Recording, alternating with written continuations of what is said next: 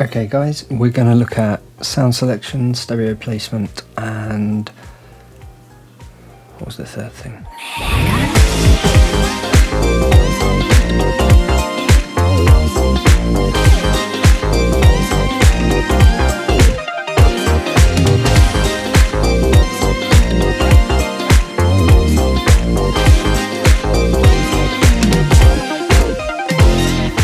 This is Megane, which is the Japanese word for glasses. It's a commission for a podcast called The Sega Lounge. I'll put a link in the description. It's a very cool podcast.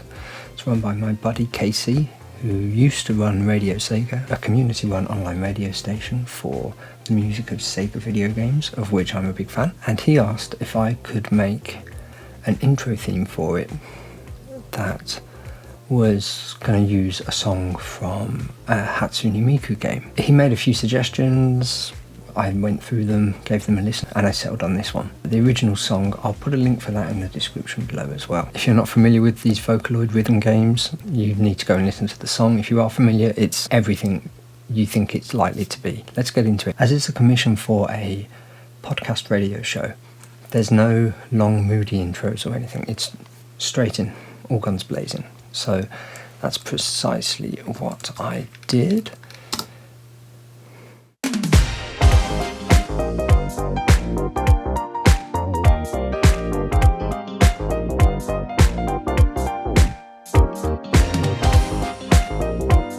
Straight into the chorus, because we just need a big intro to start with.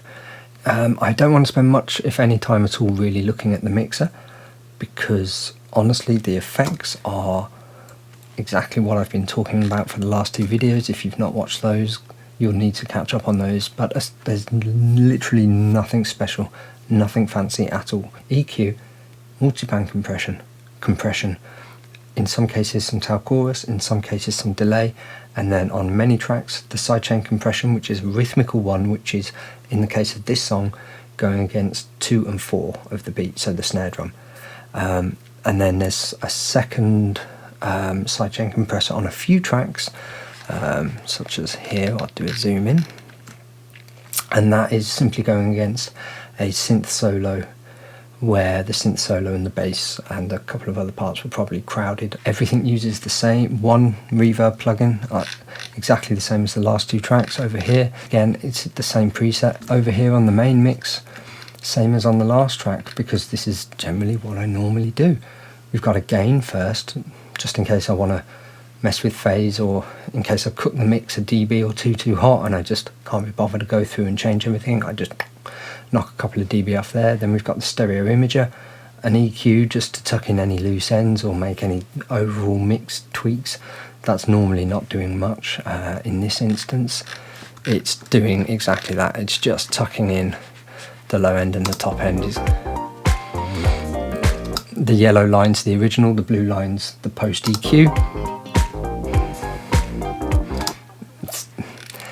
Honestly, it's barely doing anything. It's just helping manage a couple of bits. Multiband compressor, again dealing with a troublesome 150-ish. That's it really. Tiny bit at the top, tiny bit at the bottom, bit in the mid. Compressor, probably just kissing barely half a decibel, and then the J37, which, let's see, will my CPU cope? It's a smaller project. So trying to run the graphic visuals on that doesn't crash the computer like it did in the last video, which is nice. Very simple: EQ, multiband compression, sidechain compression, where necessary, a tape delay. If you're using the tape delay, use it before the sidechain compression, so the sidechain compression is affecting the delay tails as well. If you're chorus, stick it wherever feels right, sometimes pre-EQ, sometimes post-EQ. Okay, so let's dive in on sound selection and look at the drums. The drums are more or less the same as what we looked at in the last video. It's a hybrid kit. It's using some of the sounds that I made for that sort of girls on bikes, boys on boards aesthetic this time around, as well as some of those sounds. We've got a boxier sounding snare. We've got, I don't even know what that kick is, but it will be a kick I found in and adapted and manipulated. I think you might remember from the last video, we've got EQ, EQ, EQ, multiband compressor on that kick, and you can see from that EQ curve there, it's pretty wild. I've been very invasive. If we turn those off and just listen to the kick, so it's very like nothing. Put all the effects back on. It's airier now, much airier. A lot of that mid is handled. You'll notice here I've shortened the sample quite significantly. That's to really get it to like punch and stop, punch and stop. I do that a lot of the time with my bass drums.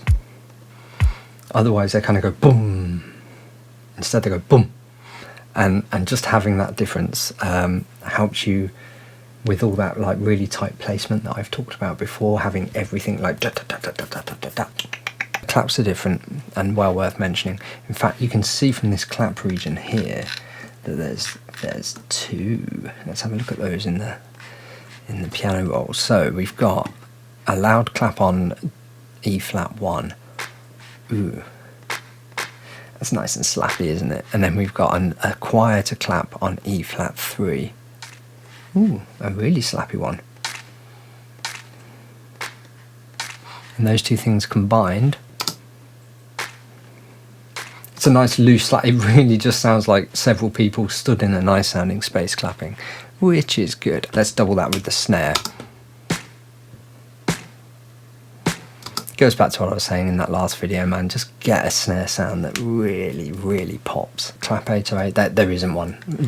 The channel strip is still there from the preset, but there's no 808 clap in this at all. Cymbals, that's honestly, you can get away with just using anything for cymbals, really. Any old general MIDI thing almost, as long as you scoop it a bit in the EQ to make it nice and shimmery. Toms, they sound quite old, as we mentioned. And then there's the percussion section, just like last track. Logic Pro, built-in drummer functionality. Choose some percussion. I've got a feeling on this one I actually just was lazy and threw everything in. I just threw it all in, let it be what it's going to be kind of thing. You can see there's a fairly invasive EQ, and I'm pulling at one particular frequency here at 3150. Sucking a whole 9 decibels out of that. Lovely. Lots of mid gone as well. That's dealing with that low mid stuff that goes on in the congas or bongos or whatever they are. Anyway, so yeah, that's just gone in, and I've let that be. If you think about it in terms of old recording sessions, they'd have probably just slapped one mic over someone who had several percussion instruments or whatever. So yeah, that's fine. We can live with that. Bass. Let's have a look at the bass.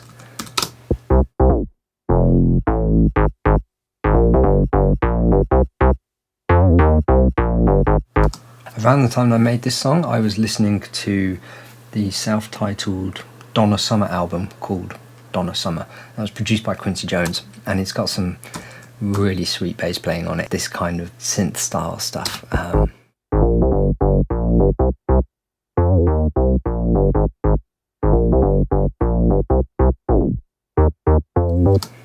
That bass sound has a very sort of early 80s pop disco vibe to it. Now let's have a look at this next one, this Rhodes A3.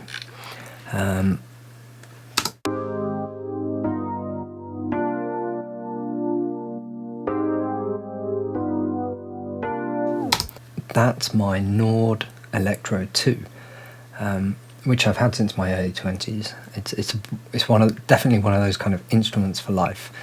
You get it and it's just, you bond instantly, and it's like, I'm never letting this go. I love this thing. All it does is electric piano, Wurlitzer.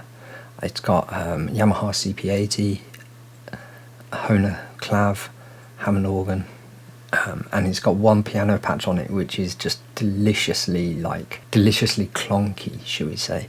It's an upright piano that sounds really gnarly and old, and I love it. Sometimes when I want a really sort of early 80s, late 70s period correct sound on my electric pianos or my clav or something, I will go to that.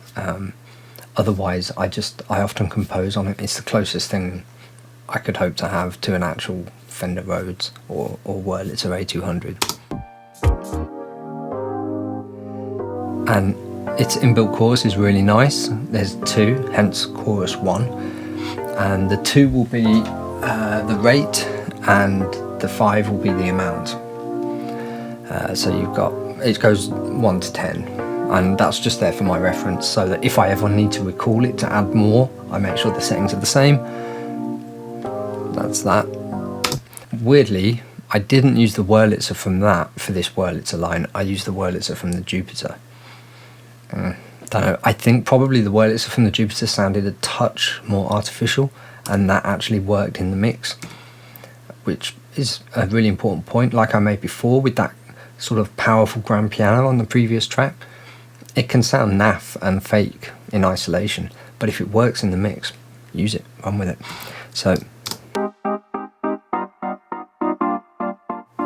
So there, I've chosen something specifically to fit in the mix, as opposed to trying to get that really authentic sound. And whilst we're looking at this one, let's just take a moment to appreciate the rhythm. I'll pull all 3 of these parts in. Notice we're working in 24ths. That gives you that triplet swing, 1, 2, 3, 4, 5, 6 across the 4, yeah? So the beat comes in there,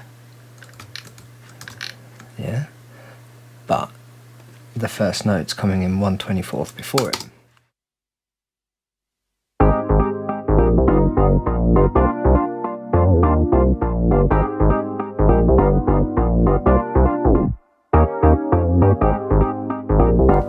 Let's add the drums to that so you get a sense of the feel.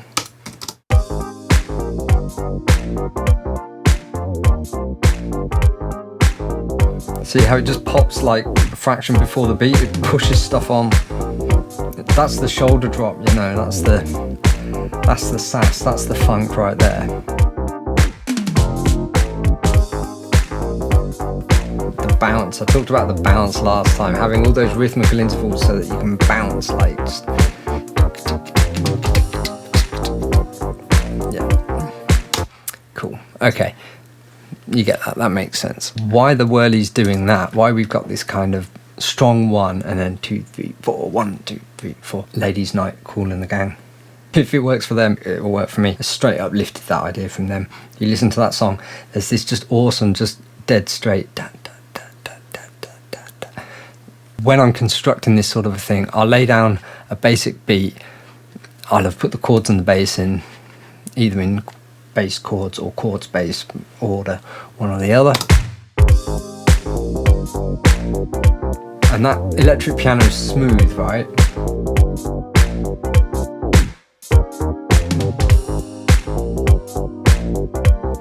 And that in itself feels reasonably funky, but just putting that like on the beat, 1, 2, 3, 4, although you're pushing it on that first one, but it just adds so much.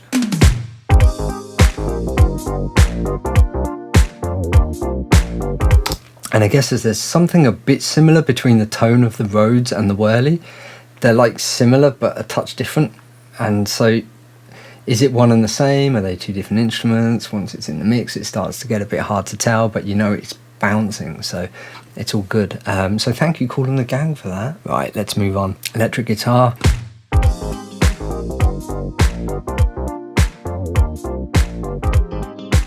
Again, this will be a case of me just kind of playing as much as I can, as best as I can, and then chopping out what I don't need.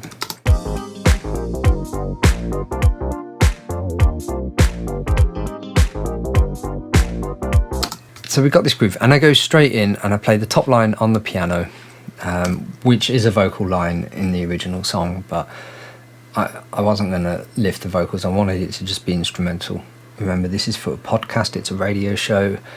The music starts, after a few seconds someone comes in and starts talking over it, so the last thing you want is a voice in the background music as well, because the human ear will be like, more than one voice, what am I doing, what do I listen to?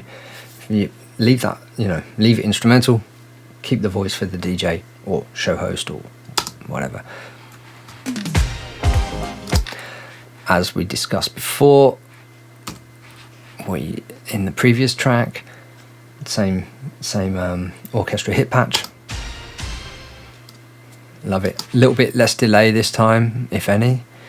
Oh, I'm zoomed in, that's why I can't. Yeah, no, not even bothered with delay or compression. I've just put a bit of an EQ on it, scoop that mid a little bit, taken some of the worst of the bass away, and the top end, throw it through the reverb. It's a fat patch. I always do it an octave apart as well, I should know. If we go up and look at the MIDI, here we've got the octave apart. That's a B flat, that's a C, octaved, that's a word. If you cut the MIDI short, the sample stops as well. It's just as long as you hold the note, so I let the note run there, so I get the full tail end of the of that sound. I've doubled up the hits with some strings. Not the most dramatic strings. Interesting choice that, but they sound quite authentic, quite old school, a bit disco-y. There isn't quite as much attack. Maybe if I was doing this track again, I'd have found something that had a touch more attack on it, or dialed that in myself. And then we've got these two synth brass.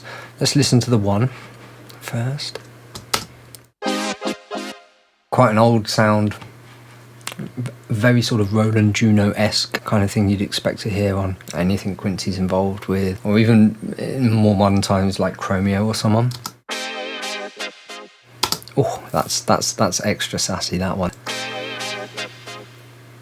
That's nice. I'll be able to talk sensibly about panning this time. Last time, not only did I have my headphones on backwards, which I was aware of and trying to keep in mind while recording, but I realised after everything was done that the left-right audio out from my computer was plugged into the second computer I'm recording the audio onto backwards. So it was like backwards going in with the headphones backwards, which would make it straight. So if the panning stuff in the previous video seems a little bit off when I'm saying left and right, and I'm getting in a muddle, it's because I'm thinking one thing, assuming it's the other because my headphones are the other. Just whatever. Anyway, I've not done this before, you know. Don't go hard on me. Don't be too judgmental. Right. Anyway, right, there we go. That's quite a out there patch, frankly. Maybe in isolation it's a little bit much, but when you double it with the other one, lovely. So now this one here, Polyfill 467, is on the right, and Poly Chorus Fill 0008 is on the left, and the main stabs they're doing together. So this ties back into that tonal balancing on the left right that I talked about last time, where you get things of similar tonal body and you stick them out, and that way you create a stereo image that is interesting but has balance.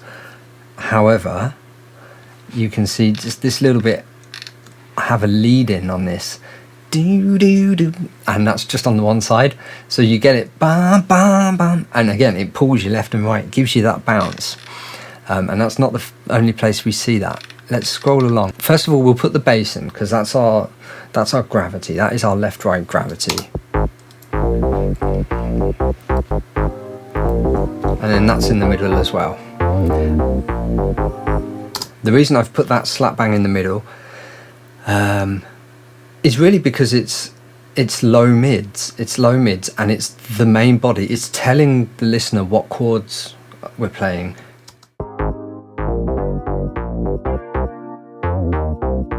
And I want that in equal measure on both sides. Then we've got the whirly stabs. Now they're over on the left.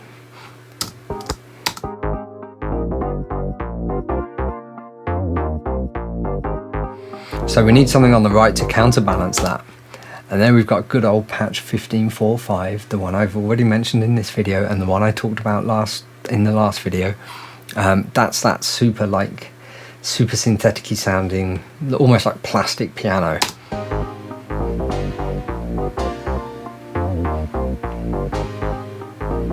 Now that's playing exactly the same chords as the Fender Rhodes, and so you get this kind of blurred line between the Fender Rhodes and the Power Grand, whether the Power Grand is purely piano or is it some sort of like FM piano hybrid thing, but it's over on the right and it's offsetting against the bounce of the whirly on the left, so you got ding, ding, ding, ding. Yeah, so straight away we've got that balance going on there. On the guitar, we've got over on the right, that's, I think you can just see a touch of the white guitar there, my telly. I think that's my telly anyway.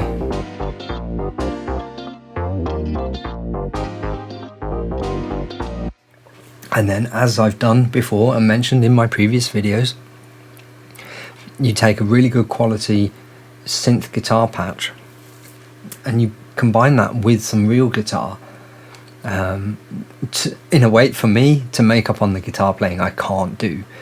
I am a keys player who happens to own a few guitars. I play them for fun. I'm not very confident at putting them to any high standard in my music. This says A123 from the JV 1080. It's a very similar patch actually to the one on the Jupiter 50, and I've taken that one instead for no reason whatsoever. I've probably just happened to pull that patch up. I was probably already tinkering with that and I was just like, oh yeah, I'll just use that one, whatever. There you go, that's all it is. But we put that with the other guitar and they are like either side.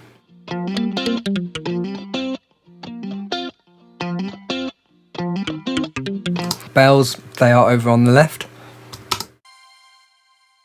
Again, bells to put some glitter, some sparkle up the top end, often following key things either in the melody or in the chord progression.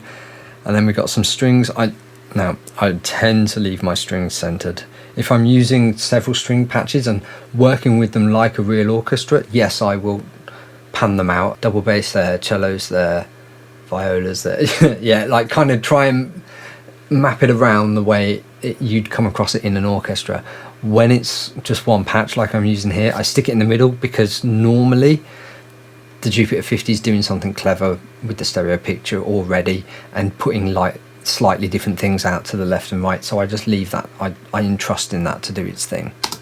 So we've got the strings in there, so let's just come back to those. Already mentioned these two polyfills, so let's just bring in just the stereo content, shall we, and see what we make of it.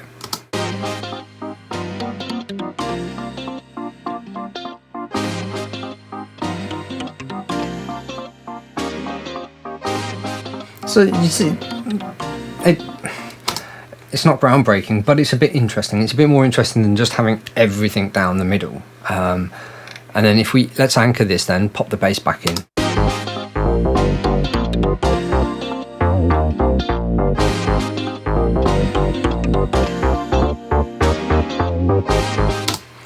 Yep, not setting the world on fire, not doing anything crazy, but just putting a bit of spice and interest in there. I should just mention before we move on, one of my favourite little tricks, have a little funny pentatonic-y,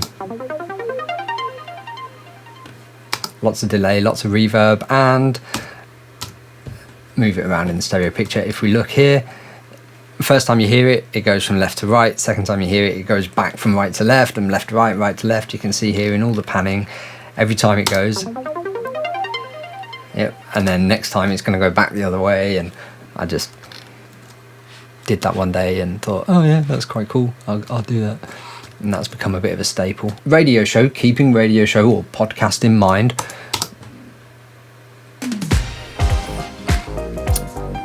You have a moment of stuff, and then the level comes down, and the show host, the DJ, whatever, starts talking, blah blah blah blah blah, and then he probably rolls it back up, and then he'll fade it right down and probably spend 2 or 3 minutes talking. And so the rest of the stuff, honestly, the rest of this song is kind of just filler to go under, like as sound bed to go underneath the DJ talking. So we get to verse 1,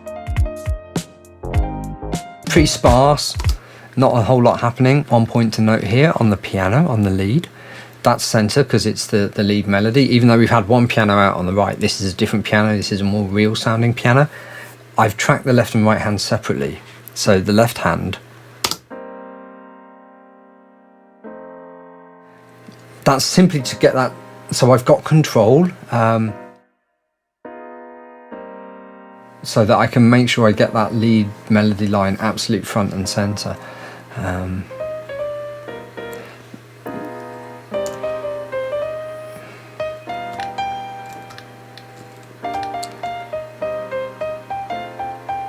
Yeah.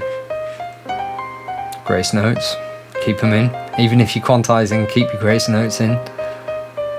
And then raise the left hand there. Didn't even... Oh, that's interesting. So I'm playing the left... Right, so I'm doing this as a single take here.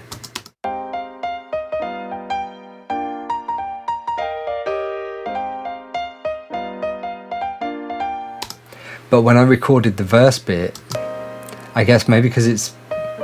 melodically it's simpler and it's more sparse. For whatever reason, I or rather had to record the left hand separately.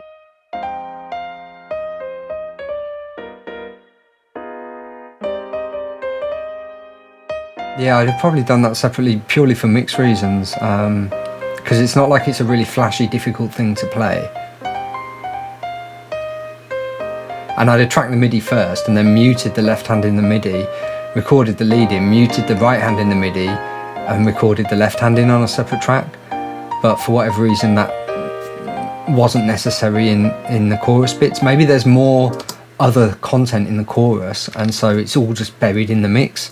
Whereas because this is so sparse, I needed that control over the left hand to get the balance right in the mix. Because it is quieter, you can see here the lead's at -9 and the chorus is at, the left hand is at -16.5. There you go. Wow. It worked. Orthodox or not, I don't know. Simple arrangement things. We hit the second half of the verse or the pre-chorus, we start to raise the intensity, throw a bit more percussion in, throw a couple more layers in, put some orchestra hits in. Yeah, it's still not pumping the way it does in the chorus, but we're getting there.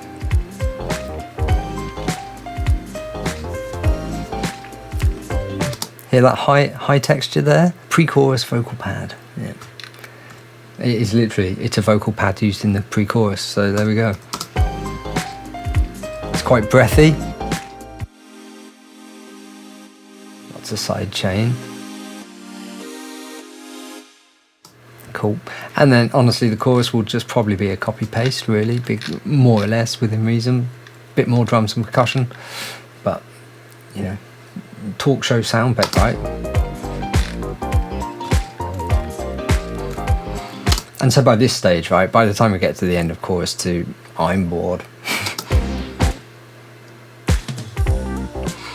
So let's lose the piano. Let's take that groove that we got for the first verse. I'm just gonna solo. Just like before, I'll just leave it on loop. I'll take a few things if necessary. I'll use the capture recording to go, oh, that was a bit good, I better grab that. Pre-chorus bit, I'm going to completely break it down here. Put in a big glide synth for kind of tension building. I mentioned in my last video, when you grow up in the 90s surrounded by 90s hip-hop, whether you're into 90s hip-hop or not is kind of irrelevant. I think it gives you a really strong appreciation for the importance of having just the right snare drum tone and, oh my gosh, long, big hip-hop style glide or portamento synths. It's so Dr. Dre. And then also you'll notice there's a delay on that, and that's just so that when it goes whoop whoop, you get that chord, so it really like stresses the point that there's a glide on that, you know.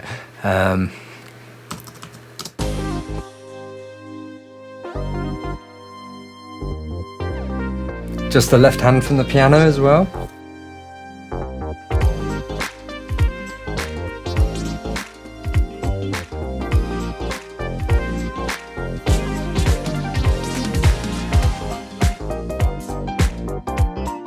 So this is now like the last chorus, because after here you can see it's chorus repeat with jam.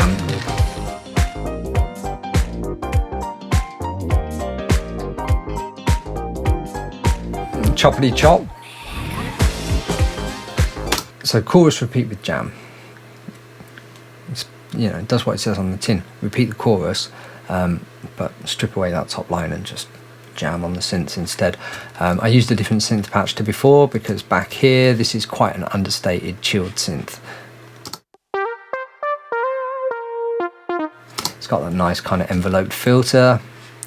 It's quite sexy, quite sassy, and then chorus repeat with jam. That's a much more like, hey, look at me, I'm making loud noises type of sound. It's got a lot of high-end detail there. Let's have a look at that in the EQs analyzer, shall we? Look at this. Oh, look at that. Loads up there.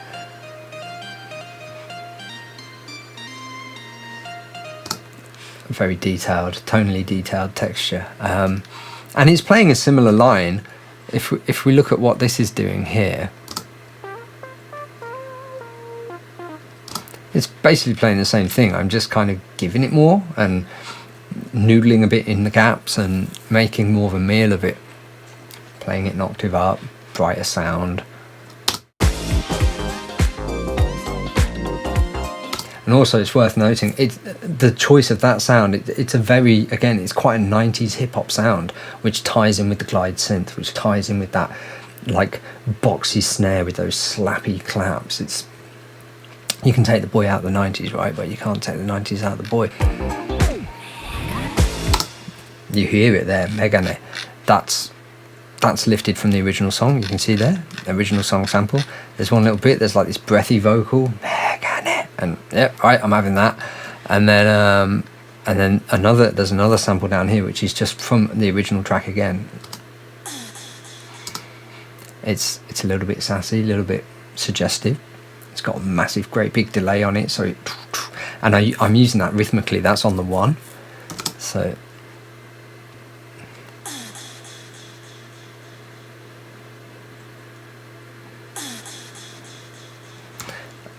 and I'm panning it.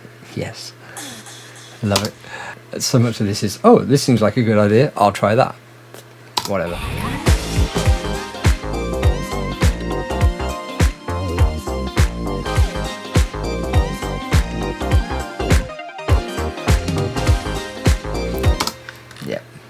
Love it.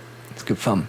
But man, there's not a massive amount of things to say. It's just appropriate sound choices that are befitting of the style and the sort of the aesthetic you're going for. The aesthetic of this is firmly, yes, funk, which is reminiscent of G-funk, P-funk, 90s, late 70s. So the drum kit sounds old. We've got those 90s tonalities, which are all kind of modifications or embellishments on late 70s Parliament Funkadelic tonalities. Bassline is kind of era appropriate for that time as well.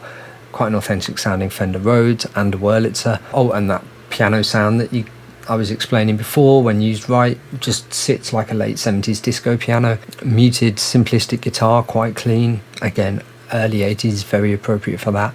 The only thing that I think tonality wise is really out of place is that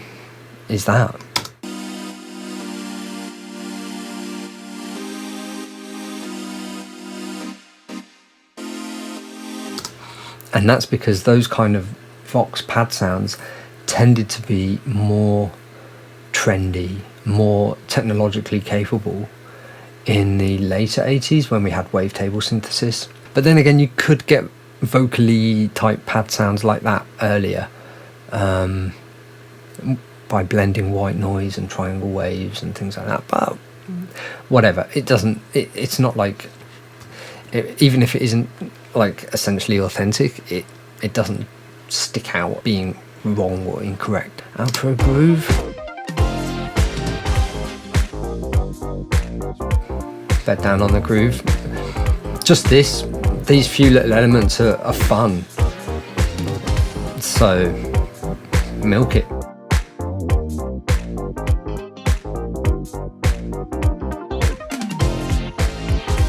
Throw everything back in for the fade out.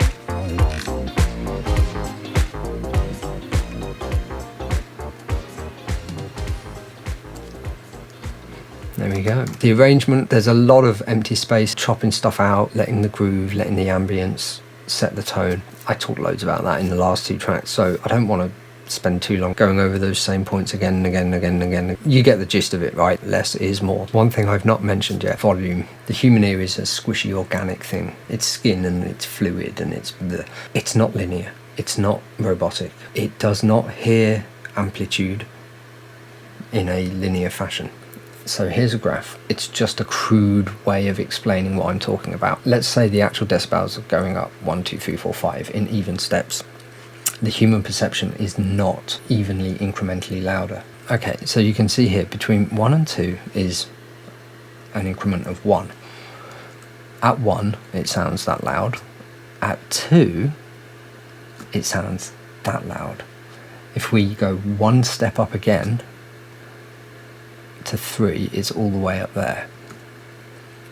So you see that if you mechanically are turning something up in incremental steps, the louder you get, the even louder we perceive it to be. Please don't quote these numbers in a scientific fashion. This is just me trying to explain the principle of the exponential nature of loudness. So let's go back to logic. The general rule of thumb is that whenever you increase something by 6 decibels, you are doubling how loud the human ear hears it. So if you've got something at 0 dB in logic, it is however loud it is, and when you raise it by 6 decibels, that's a 6 on the meter, it will appear to us as becoming twice as loud, or having twice as much loudness energy. And that is why a logic meter at unity, where the sound is neither being reduced or boosted, it sits at 0, and the most it lets you boost beyond that is 6. With that in mind, I tend to work with 6s, with 3s, with 1.5s. Half of 6 is 3, half of 3 is 1.5.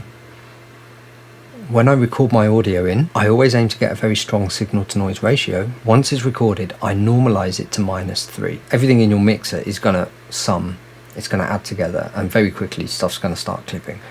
If you've got everything normalized to 0, you only need 2 things for it to clip. So I give myself a tiny bit of headroom just to work with. So you can see here from my waveforms that at their peaks, they're all more or less the same size. Okay, and then when I'm compressing, whatever I'm knocking off here, I will look to dial that back in the makeup gain so that the peaks coming out of the compressor are still roughly where they were going into the compressor. We've just compressed it, right? So compression actually raises the quieter stuff rather than bring down the loud stuff when used this way. There are tons of videos on compression, go watch them. The upshot is, once you've EQ'd and compressed, you should have some pretty uniform stuff, and most things will pretty much be pretty uniform in terms of loudness. And then it's just a question of reduction and getting things to sit. So I'll have my drums first. I get my drums sounding how I want them first. So I've set my drums, and I will dial in my bass to kind of sit where it needs to sit with the drums, and then I will just start bringing things in. Firstly, I put it up to unity. It's normally too hot, and I pull it down by 6 dB. If it's still too hot, I might pull it down by another 3 dB, 3 being half of 6. So the idea being is that if something's twice as loud, if you add 6 dB, if you take 6 dB away, you make it half as loud. If you take another 3, you make it a quarter loud again. And so you can see here my Rhodes is at -9. -6, -3. I'm doing some volume automation on my Rhodes where I want it to kick more, or where I need it to get louder because I've played it quieter. Despite compression, I'm nudging it up by 3 decibels, and then nudging it back down by 3, and then back up by 3, and then back down by 3. You can see here, this pre-chorus Vox starts on -24, divisible by 6, right? And then I bump it up 6 dB to -18. For the turnaround before the chorus. And it's a very noticeable change. Listen.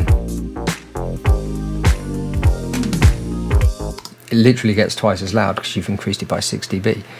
But we're at such a low volume on the mixer that in the mix,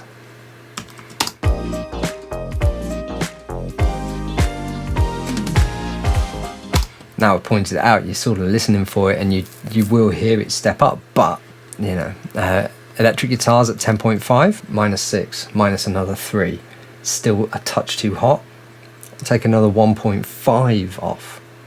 Yeah, so 1.5 is half of 3. So you see how I'm working in little increments that will always add up to 6. If you know, or are divisible by or multiply into 6. It's at -12 over here. -6, -6. Yeah. And then when the mix gets fatter and there's more stuff going on and you want the guitar to be more prominent, I've nudged it up, just nudged it up by that 1.5, you know? Here we go, my muted guitar, after normalization and compression, is sitting there at -9. You know, I probably pulled it down to -6, in fact it was still a touch loud. Bell's -27, that's 3 away from 30. 30 is 5 6s, take 3 off that, 3 is half of 6. You see, it's all about 6s and 3s and 1.5s. That's how I'm always thinking when I'm dealing with my volumes. I don't make 1 dB nudges, I make 1.5 dB nudges. The only exception to this is extremely live stuff. So if I've got like a really good guitarist who's got a really dynamic sound, if I've got a vocalist, then this all goes out the window and I'm being much more meticulous. When it's software instruments, samples, keyboard, synths, my own guitar playing that is pretty rudimentary and non-dynamic, that stuff is producing very consistent waveforms. And because they're consistent waveforms and they've been EQ'd and compressed, as discussed to death in my previous videos, you can then take quite a principled and methodical approach to volume increments and work with 6s, work with 3s, work with 1.5s, because they all tie in with how the ear actually responds to loudness.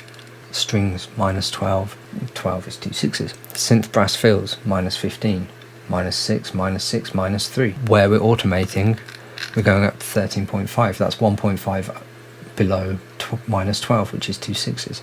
So you see 6, 3, 1.5. These are the increments I tend to work with. Hits -12, that's a synth lead. That's on -6. Glide synth -21.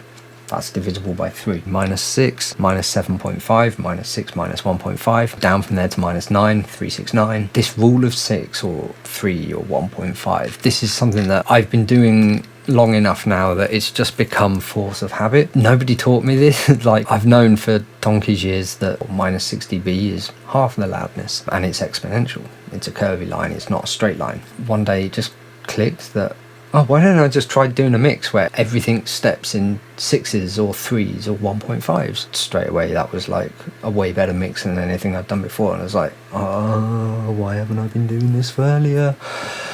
But there we go. You've still got to get that EQ correct. You've still got to get that compression right. But you can carry that over into EQ and compression as well, and you can make 3 and 6 and 1.5 adjustments within the EQ and within where you're setting your compressor. When your sidechain's pumping, get that to pump to -6 or -12, and that way you know that you're halving or how much you're looking to wipe out with every compression, with every hit, every kick drum sidechain or snare drum sidechain.